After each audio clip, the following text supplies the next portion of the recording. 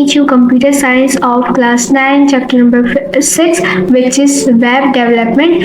Okay, तो ये हमारा मेरे हिसाब से तो बहुत इंपॉर्टेंट टॉपिक है, तो मैं आपको ये रिकमेंड करूँगी कि आप इस वीडियोस के जितने भी आने वाले पार्ट्स हैं उन सबको देखिएगा, क्योंकि ये आजकल की जो चल रहा है ना, यानी कि आजकल जो सबसे डिमांडिंग काम है ये उसके हवाले से चैप्टर है, ठीक है। ओके, सबसे पहले हम ये देखते हैं कि इस लफ्ज़ जो है वेब डेवलपमेंट का मतलब क्या है। सही है। ओके, तो बेसिकली वेब का मतलब होता है वेबसाइट। आपने नाम सुना होगा। वेबसाइट हम कह रहे होते हैं, जैसे हमारे पास ऐप्स होते हैं ना, तो ऐप्स हम इंस्टॉल कर रहे होते हैं प्ले स्टोर के ज़रिए। इसी तरीके से हम जो है ना गूगल में जाके अक्सर कुछ वेब्स ऐसे होते हैं जिनके ऐप्स नहीं होते, वो ऑनलाइन वर्क कर रहे होते हैं। गूगल में जैसे सिंपली आप कोई भी वेबसाइट ले लें, आप गूगल में गए, आप उसको खोला वेबसाइट, ठीक है, जैसे ठीक है। इसी तरीके से वेबसाइट आपको समझ आएगा क्या है वेबसाइट डेवलपमेंट, यानी कि एक वेबसाइट डेवलपमेंट क्या होता है, कैसे होता है, ये सारी चीज़ें हम जो है इस चैप्टर में पढ़ने वाले हैं। तो आइए हम जो है इसको मज़ीद जानें, ठीक है। Basic terminology of web development, ठीक है, सही। अगेन वही वाली चीज़, जितनी भी हमारे पास वेबसाइट्स है या ऑनलाइन एप्लीकेशन है उसको हम क्या कह रहे थे, वेब डेवलपमेंट, ठीक है। अब आपका सवाल ये बनता है कि अगर कोई वेब होता है तो वो बनता कैसे, ठीक है। वो बनता है कोडिंग के जरिए। कोडिंग डिफरेंट लैंग्वेजेस होती है जिसमें हम डिफरेंट टूल यूज़ कर रहे होते हैं, डिफरेंट फ्रेमवर्क्स यूज़ कर रहे होते हैं, सही। अब आपका सवाल ये होगा कोडिंग क्या होता है, ठीक है। कोडिंग क्या होता है, जैसे कोडिंग क्या होता है मैं आपको बताती हूँ। समझ ले एक लफ्ज़ है, एक कोड है, प्रो BROW, ये एक कोड है। ये लफ्ज़ सुनते ही आपको क्या समझ आ रहा है कि इस लफ्ज़ का मतलब क्या है। इस लफ्ज़ का मतलब वो है भाई, ब्रो मतलब भाई, ब्रदर, ठीक है। इस लफ्ज़ का मतलब ये। इसी तरीके से हमारे पास जो डिफरेंट लैंग्वेजेस होती है, जैसे HTML, जावा, C++, जावास्क्रिप्ट, इन सब के ना कुछ कोड होते हैं, यानी कि कुछ स्पेशल वर्ड्स होते हैं जिसके कुछ स्पेशल मतलब होता है। जैसे अभी मैंने आपको कहा कि ब्रो का लफ्ज़ आपको सुनते ही क्या आ रहा है कि इसका मतलब क्या होगा, भाई, ब्रदर, भैया, कुछ भी हो सकते हैं, ठीक है। तो इसी चीज़ को हम कह रहे थे कोडिंग। और डिफरेंट लैंग्वेजेस से मुराद, जैसे एक मिसाल के तौर पर एक लफ्ज़ है, इंग्लिश में हम उसको कह रहे होते हैं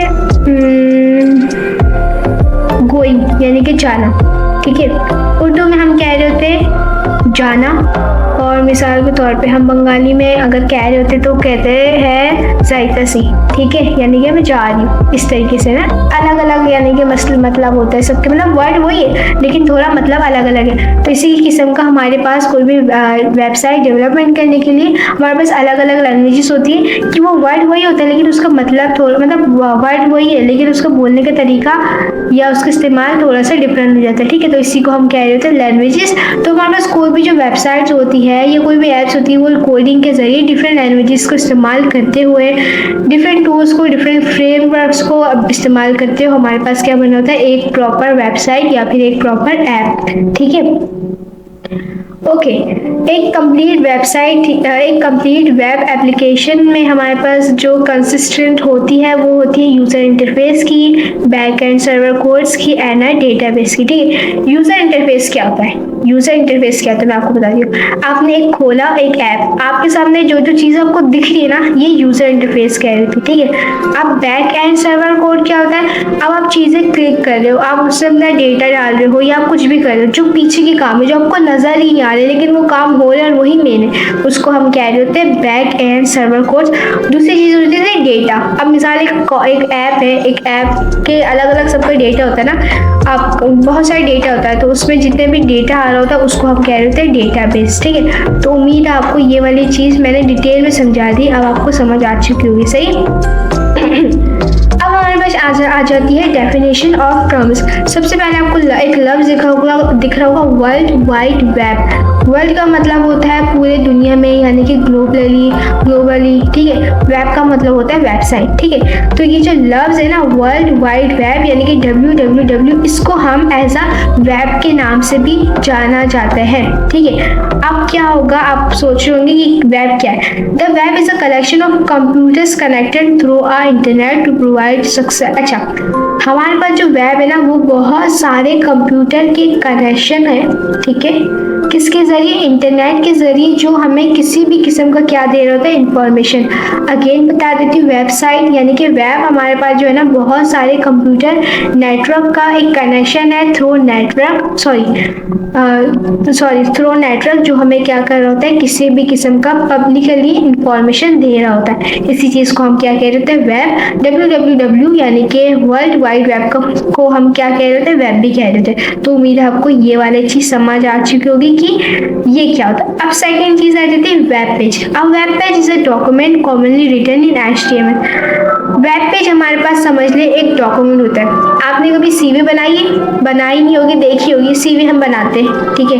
तो CV हमारे पास क्या, एक डॉक्यूमेंट है। तो इसी तरीके से हमारे पास वेब पेज एक डॉक्यूमेंट होता है जिसको हम किस में लिख रहे होते हैं, HTML यानी कि हाइपर टेक्स्ट मार्कअप लैंग्वेज, ठीक है, जो हम किसके जरिए एक्सेस कर रहे होते हैं, यानी कि उसको किसके जरिए चला रहे होते हैं। जैसे मिसाल आपको अगर CV बनानी होगी, CV आप किसके जरिए बना रहे होंगे, इंटरनेट के जरिए, सही। तो इसी तरीके से डॉक्यूमेंट हमारे पास वेब पेज एक डॉक्यूमेंट होती है जिसको हम लिखते हैं HTML, लेकिन उसको एक्सेस किसके जरिए कर रहे होते हैं, यानी कि चला किसके जरिए होते हैं, इंटरनेट के जरिए, किसके इस्तेमाल करके, इंटरनेट ब्राउजर का इस्तेमाल करके। उम्मीद है आपको वेब पेज समझ आ चुका होगा। अब आपका ये सवाल होगा, आपने ये लफ्ज़ पहली दफ़ा सुना होगा HTML, जिसका फुल फॉर्म है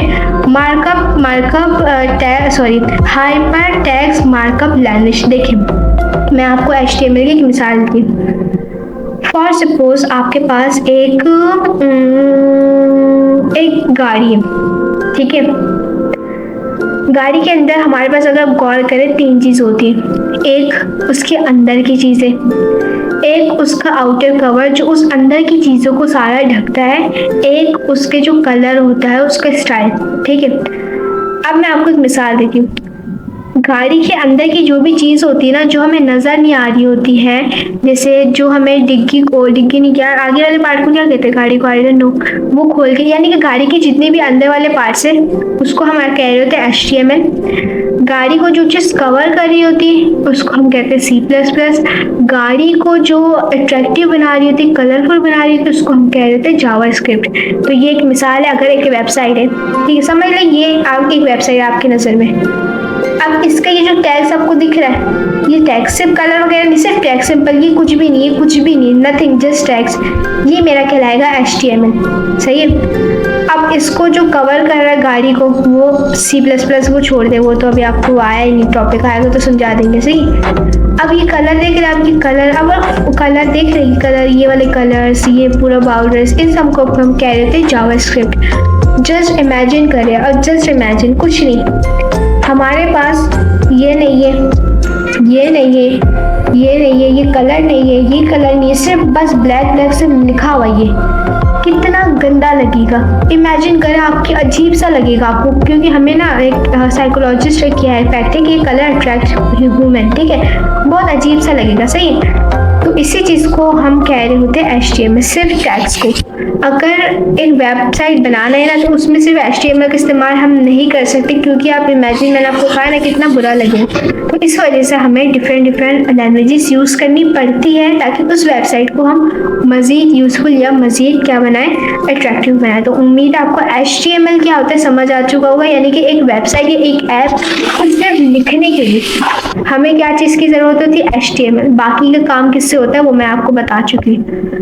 खैर बहुत डिटेल हो रहा है, डिटेल से मुराद डिटेल इसलिए हो रहा है क्योंकि मुझे पता है आप लोगों ने पहली दफ़ा ये सारी चीज़ें सुनी होगी, तो मैं खुद थोड़ा सा डिटेल में ही जा रही हूँ, तो ये बड़ा मुसीबत है।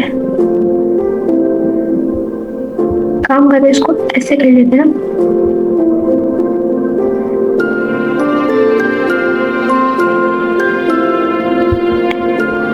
ओके, अच्छा, अब हमारे पास एक लफ्ज़ आ जाता है वेबसाइट, ठीक है। Website is a collection of web pages. देखिए अब वेब पेजेस क्या होता है आपको समझ आ गया ना, यानी कि बहुत सारे डॉक्यूमेंट है जिसको हमने किस पे लिखा है, HTML पे।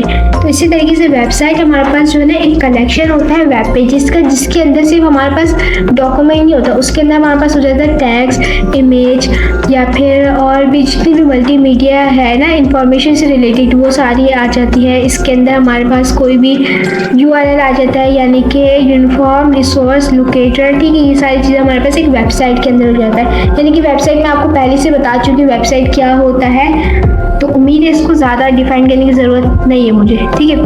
उसके बाद हमारे पास एक चीज़ आ जाती है जिसको हम कह रहे होते हैं वेब ब्राउज़र, जिसको आपने बहुत यूज़ किया होगा। Web browser is a software application. Web browser हमारे पास एक सॉफ्टवेयर एप्लीकेशन आ जाता है जिसको हम यूज़ कर रहे होते हैं किसी भी फॉर देखिए अगेन बता देती हूँ। वेब ब्राउज़र हमारे पास एक सॉफ्टवेयर एप्लीकेशन है, ठीक है, जो हम इस्तेमाल कर रहे होते हैं एक्सेस वेबसाइट, ठीक है, यानी कि जितने भी वेबसाइट है ना उस सबको एक्सेस करने के लिए, यानी उन सबको यूज़ करने के लिए वर्ल्ड वाइड वेब में हम क्या यूज़ कर रहे होते हैं, वेब ब्राउज़र, ठीक है। मिसाल आपके पास एक वेबसाइट है, वेबसाइट का नाम है समझिए PUBG, एक वेबसाइट है फॉर सपोज, ठीक है। अब आप इमेजिन करें अगर आपके पास वेब ब्राउज़र नहीं है जिसके ज़रिए हम जो है उस ऐप को इस्तेमाल करते, तो आपको कैसे इस्तेमाल करोगे, सही। तो वेब ब्राउज़र एक बहुत कॉमन पार्ट है किसी भी ऐप को, किसी भी वेब को इस्तेमाल करने के लिए, सही। तो हमारे पास जो कॉमन वेब ब्राउज़र आ जाता है ना, जिसके अंदर हमारे पास आ जाते हैं Microsoft, internet explorer, Google Chrome, ये तो आपको पता होगा, ठीक है, मोज़िला, फायरफॉक्स, सफारी, ये सब हमारे पास है वेब ब्राउज़र, जिसमें से आपने मैं बताऊँ कौन कौन से नाम सुने होंगे। गूगल क्रोम तो आप यूज़ कर रहे होते हैं, माइक्रोसॉफ्ट इंटरनेट एक्सप्लोरर ये दोनों आपने लाजमी सुने होंगे, मोज़िला, फायरफॉक्स एंड सफारी ये आपने नहीं सुना होगा, बट ये भी है क्या है, वेब ब्राउज़र है, ठीक है। अब हमारे पास एक चीज़ आ जाती है यूनिफॉर्म रिसोर्स लोकेटर। यूनिफॉर्म का मतलब होता है एक जैसा, रिसोर्स का मतलब होता है जरिया, लोकेटर का मतलब होता है लोकेशन, ठीक है। अब मैं आपको इन शॉर्ट में बता देती हूँ। It is the address of a resource on the internet. अगर किसी भी वेब है, किसी भी ऐप है, वेबसाइट है, जो भी है, या कोई भी चीज़ है इंटरनेट में, उसका जो लोकेशन है ना उसको हम कह रहे होते हैं URL, ठीक है, ठीक है, URL कह रहे होते हैं। मिसाल के तौर पे मैं एक यूट्यूब पे आपने देखा होगा, आप शेयर करते हैं अगर वीडियो कोई भी, तो आपके पास एक लिंक आ रहा होता है, एक ऑप्शन आ रहा होता है कॉपी लिंक, ठीक है। तो उससे क्या होता है, अगर मैं कॉपी लिंक करूँ तो वो जो वीडियो है ना उस वीडियो का या उस ऐप का या कुछ भी है उसका लोकेशन हम क्या कर लेते हैं, कॉपी कर लेते हैं, उसी को हम कह रहे थे URL, जिसका फुल फॉर्म है यूनिफॉर्म रिसोर्स लोकेटर। ओके, उम्मीद आपको समझ आ रहा होगा। इसी के साथ हमारे पास जो छठी चीज आ जाती है ना वो है search engine. A search engine is a web-based tool that enables to user to locate। अच्छा, हमारे पास सर्च इंजन ना एक वेब बेस्ड टूल्स है जो किसी भी यूज़र को अलाउ करता है कि वो किसी भी किसी भी वेब के है जो ना इंफॉर्मेशन या किसी भी वेब का लोकेशन मालूम कर सके, ठीक है। सर्च इंजन बेसिकली हम कह रहे होते हैं कि वो यानी कि जो जहाँ हम सर्च कर रहे होते हैं ना वहाँ पर, ठीक है, जहाँ हम डिफरेंट चीज़ें सर्च कर रहे होते हैं, जैसे गूगल क्रोम में हम जो भी सर्च कर रहे होते हैं वो हमारा सर्च इंजन कहलाता है, ठीक है। ये हमारा सर्च इंजन कहलाता है, ठीक है। उसके अलावा हमारे पास जो मोस्ट पॉपुलर सर्च इंजन है ना, यानी कि जो मोस्ट सर्च करने वाली चीज़ है वो हमारे पास है, जहाँ पर हम सर्च करते चीज़ें, ठीक है, ज़्यादातर वो है गूगल।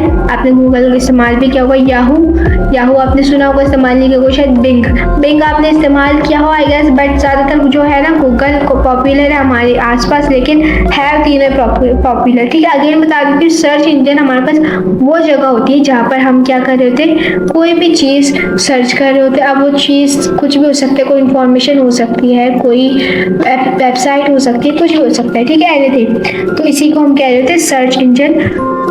ओके, उसी के साथ हमारे पास और एक चीज आई थी होम पेज। होम पेज को हम जो है ना लैंडिंग पेज भी कह रहे होते हैं, ठीक है। अब सवाल ये होगा कि ये होम पेज होता क्या है, बताती हूँ, वेट। देखिए, होम पेज हमारे पास ना वेबसाइट का स्टार्टिंग पॉइंट होता है, सही है। मिसाल के तौर पे अभी मैं गूगल में जाती हूँ और मैं लिखती हूँ पिक्सेल्स, PEXELS, एक वेबसाइट है जिसमें हम अच्छी क्वालिटीज में पिक्चर्स या फिर वीडियो सेव कर सकते हैं फॉर फ्री, ठीक है। तो मैं ये खोलती हूँ जैसे मैंने ये खोला, मैंने एंटर किया और ये पेज मेरे पास खुल गया वो चीज़। तो उसका जो फर्स्ट पेज होगा ना वो मेरे पास निकला है। ओके, मैं आपको यही चीज़ जो है ना अगेन समझा देती हूँ। अरे क्या मुसीबत है भाई। ओके, तो हमारे वेबसाइट का जो फर्स्ट पेज होता है ना, जो ओपन करते हैं जो पेज हमें नजर आए उसको हम क्या कहते हैं, वेब पेज, ठीक है। तो इसको तो समझ आ गई होगी आपको कि मैं क्या कह रही हूँ। दूसरी चीज जो मेरे पास आ गई है वो क्या है, देखते हैं, वेट अ मिनट। देखिए इतना मैं आगे निकल गई। हाँ, दूसरी चीज हमारे पास आ जाती है वेब होस्टिंग। वेब होस्टिंग क्या है, देखते हैं इसको। ओके, वेब होस्टिंग हमारे पास एक ऐसा सर्विस है जो वेब डेवलपर को, यानी कि जिसने वो वेब बनाया है उसको अलाउ करे, यानी कि उसको अलाउ करे, हाँ, उसको अलाउ करे कि वो वेबसाइट जो उसने बनाई है ना, अब वो उस वेबसाइट को इंटरनेट के जरिए ना पब्लिकली पब्लिश करे, सही है। अब आपको एक मिसाल देती हूँ, अगर आप कोई पिक्चर लेते हैं, सही, अगर आपको वो इंस्टाग्राम में अपलोड करनी है तो आपके पास दो ऑप्शन हो सकते हैं। एक तो आप प्राइवेट कर लो उस पिक्चर को, या तो आप पब्लिकली करो। प्राइवेट में क्या होगा, सिर्फ आप देख सकोगे, पब्लिक में क्या होगा, सब देख सकेंगे, ठीक है। तो इसी तरीके से हमारे पास वेब होस्टिंग जो है ना एक सर्विस होती है जो वेब डेवलपर को, यानी कि जिसने वो वेब बनाई है उसको क्या करे, उसको अलाउ करे, यानी कि उसको अलाउ करे कि आप जो है ना इंटरनेट के जरिए इस वेबसाइट को पब्लिक करो ताकि सब लोग इस वेबसाइट के बारे में जान सके। तो इसी चीज को हम कह रहे होते हैं वेब होस्टिंग, ठीक है। उम्मीद है आपको वेब होस्टिंग समझ आ चुका होगा। ओके, वेब सर्वर हमारे पास इज द कंप्यूटर, अच्छा, वेब सर्वर हमारे पास एक ऐसा कंप्यूटर है जो रिस्पॉन्सिबल होता है किसी भी वेबसाइट के अंदर जितना भी उसके अंदर कॉन्टैक्ट्स है ना, इंक्लूड टैग्स, मीडिया, जो भी चीज़ें एक वेब के अंदर, ठीक है, वो उन सारी चीज़ों का रिस्पॉन्सिबल होता है, ठीक है। यानी कि उस सारी चीज़ों की जिम्मेदारी, उस सारी चीज़ों की सर्विंग की जिम्मेदारी किसकी होती है, वेब सर्वर की, ठीक है। अगेन बता देती है, एक वेबसाइट, उसके अंदर जो भी डेटा है हमारे पास, कोई भी चीज़ ऐड है, कोई टैग्स है, कोई मीडिया है, कोई पिक्चर्स है, कोई ऑडियो, कुछ भी है, ठीक है, तो एनीथिंग, तो इन सब चीज़ों का जिम्मेदार कौन होता है, वेब सर्वर, ठीक है। उम्मीद आपको समझ आ चुका होगा। ओके, तो ये हमारा जो है ना यहाँ पर हमारी टॉपिक कंप्लीट हो जाता है। तो मुझे उम्मीद है आपको ये वाली टॉपिक समझ आ रही होगी और इंटरेस्टिंग भी लग रही होगी। To be very honest interesting है, लेकिन समटाइम बोरिंग भी हो जाता है, बट इंशाल्लाह आपको इंटरेस्टिंग ही लगेगी। और मुझे उम्मीद है आपको ये चैप्टर ये पार्ट समझ भी आ चुका होगा। तब तक के लिए अल्लाह हाफिज़।